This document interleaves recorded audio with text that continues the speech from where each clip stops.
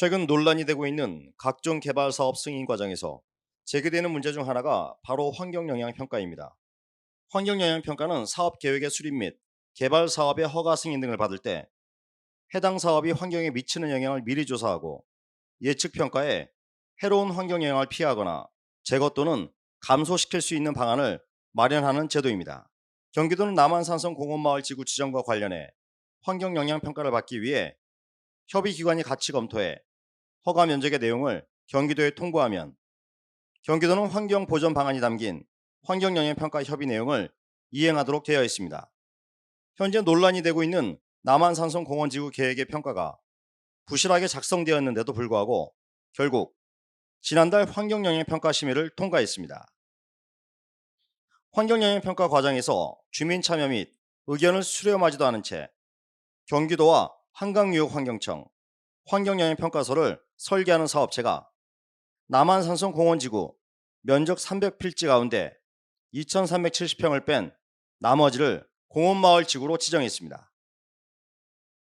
경기도는 이같이 주민들이 살고 있는 남한산성 공원마을 지구 지정은 형평성에 어긋나게 도 예산 3억여 원을 낭비하며 강제 집행한 것으로 밝혀졌습니다.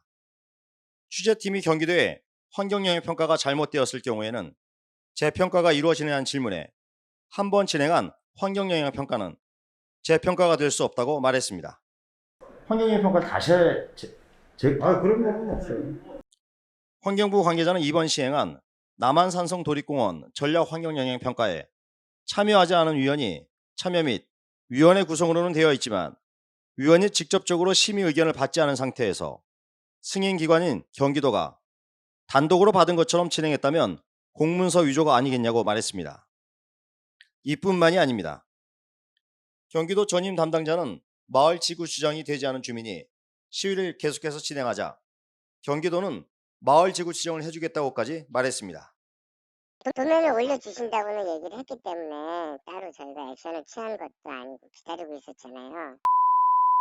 어쨌든 뭐 1인 시위 같은 거 하지 말고 추운데 저희가 일단 도면을 해서 올릴 테니까 올린다고 말씀을 해주셨잖아요. 제 이번에 허위한 게 본안 서류를 갑자기 바꿔서 당초에 했던 거랑 바뀐 걸 갖다 넣기가 저 애초에 안 됐던 건 해주신다고 했던 거고.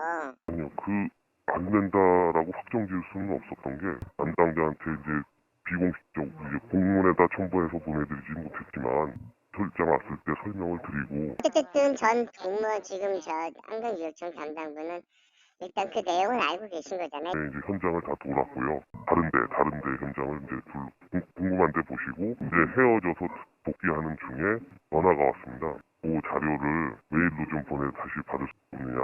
아까 설명해서 보여줬던 그 자료를 그래서 복귀해가지고 이메일로 보내드리게 된 거죠. 저희 거를.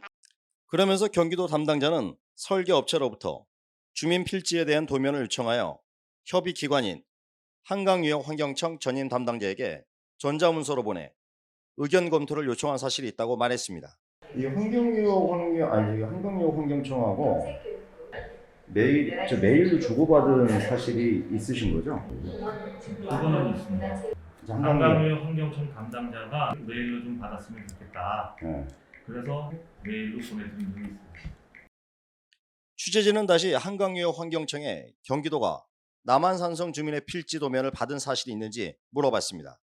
경기도에서 1차 그 환경영향평가 문서를 그 한강유역 환경청에 검토 및 의견을 요청을 하면 한강환경유역청은 검토 의견을 달아서 경기도청에다가 주지 않습니까?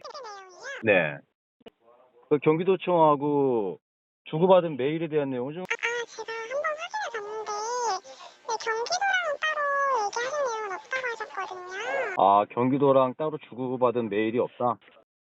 협의 기관인 한강유역환경청은 경기도와 남한산성 주민의 필지에 관한 의견 검토에 대한 도면이나 내용을 받은 적이 없다고 주장합니다. 일각에서는 환경영향평가에 대한 전문위원장이 승인을 가지고 있는 경기도가 아닌 환경부나 환경관리청이 위원장으로 관리 감독을 해야 하지만 환경에 대해 아무것도 모르는 경기도가 승인을 가지고 있으면 부실한 환경영향평가를 할 수밖에 없는 맹점을 가지고 있다고 말합니다. 환경영향평가 협의를 둘러싼 거짓, 부실, 논란이 지속되면서 제도 개선이 필요하다는 지적이 꾸준히 제기되고 있습니다. 경기도는 이미 환경영향평가가 끝나고 경기도립의회에서 통과된 사안을 팀장이나 과장의 보고도 없이 해주고 말고의 직권남용을 여실히 보여주고 있습니다. 도는 10년마다 지역 주민들의 토지를 공원마을 지구로 지정해주고 있지만 지구 지정이 되지 않은 주민들은 토지 이용 제한으로 민원이 매 지속적으로 발생하자 이를 해소하기 위한 대책이 필요하다는 의견이 제기되어 왔지만 아무런 대책도 내놓고 있지 않다면서 지역 주민들은 경기도와의 마찰을 빚고 있습니다.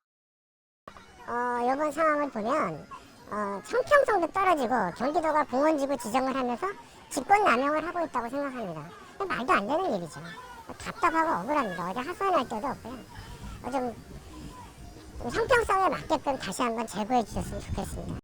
주민은 공원구역 타당성이 떨어지는 곳이 구역에서 해제됨에 따라 주민들이 재산권 행사 등 혜택을 보게 된다고 말했습니다. 한편 10년을 기다리다 공원마을 지구 지정이 되지 않은 주민들은 또다시 10년을 기다려야 하는데 형평성에 어긋나며 경기도가 공원마을 지구 지정을 직권남용하고 있다고 비판했습니다.